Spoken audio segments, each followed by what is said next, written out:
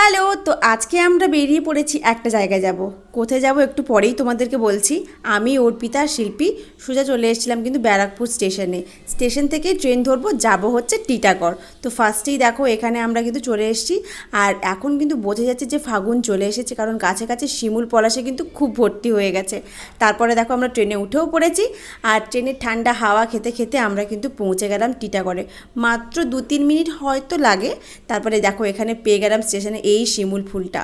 আর তারপরে আবার হাঁটা শুরু। আর এখানে পৌঁছে গেছি হচ্ছে আমরা মোমো পাড়ায়, টিটাগড়ের মোমো পাড়ায়। তো এখানে প্রত্যেকের বাড়িতেই কিন্তু মোমো বানানো হয়, বিভিন্ন ধরনের মোমো পাওয়া যায়।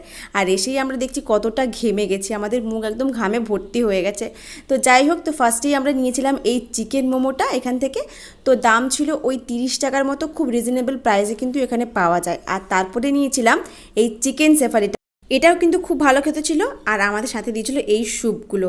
তারপরে চলে গেছিলাম আরও একটা দোকানে, এখান থেকে আমরা খেয়ে নিয়েছিলাম চিকেন টাইফো আর গন্ধরাজ মোমো, চিজ মোমো, কিন্তু গন্ধরাজ মোমোটা ছিল না, তাই আমরা খেয়েছিলাম চিকেন টাইফো। এটা খেতে কিন্তু খুব ভালো ছিল, কিন্তু আমার খুব একটা পছন্দ হয়নি, কারণ এই ডোটা এত মোটা ছিল, তো আমার ভালো লাগেনি। তারপরে নিয়েছিলাম এই চিজ মোমো, কালারটা দেখেছো হালকা হালকা কিন্তু পিঙ্ক কালারের। তো এটা খেতে খুব ভালো ছিল, এর ভেতরে কিন্তু চিজের ব্যাপারটা কিন্তু ছিল। আর তারপরে চলে গেছিলাম গন্ধরাজ মোমো খাওয়ার জন্য এই দোকানটায়। তো এখানে দেখো দেখতে কত সুন্দর হয়েছে, আর টেস্টও খুব ভালো, সাথে গন্ধও কিন্তু খুব সুন্দর ছিল। তো এটা তো আমার খুব ভালো লেগেছে, সবথেকে বেস্ট লেগেছে বলতে পারো। তারপর খাওয়া দাওয়া শেষ করে আমরা মোমোপাড়াকে টাটা করে দিয়ে চলে এসেছিলাম স্টেশনে। আর স্টেশনে আমরা তারপর ট্রেনে উঠে পড়লাম। আর লাস্টে আসার সময় কিন্তু একটা কোল্ড ড্রিঙ্কস নিয়ে রুমে চলে এলাম। যদি ভালো লাগে একটি লাইক করে দিও, টাটা।